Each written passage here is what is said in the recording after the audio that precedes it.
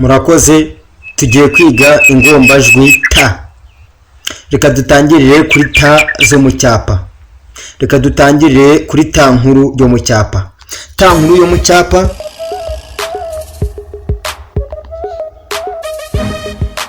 nuko nguko yandikwa.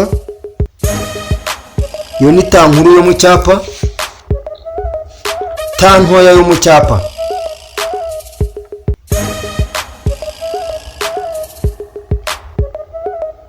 nuko nguko yandikwa. Iyo ni ta ntoya yo mu cyapa. Reka tujye mu mukono. Ta nkuru yo mu mukono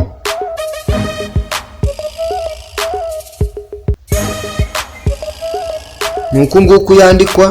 Iyo ni ta nkuru yo mu mukono. Reka tujye kuri ta ntoya yo mu mukono. Ta ntoya yo mu mukono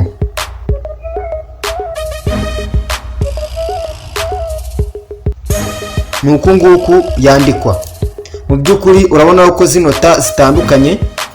Ta zo mu cyapa nta twakirizi zifite, mu gihe ta zo mu mukono zifite utwakirizi. Akakirizi ka ta nkuru yo mu mukono ni aka ngaka, mu gihe akakirizi ka ta ntoya mu mukono ari aka ngaka. Ikindi ni uko icyapa ntabwo kiberama mu gihe umukono uba uberamyemo gatoya. Murakoze, amazina ni Justin Niyonkuru.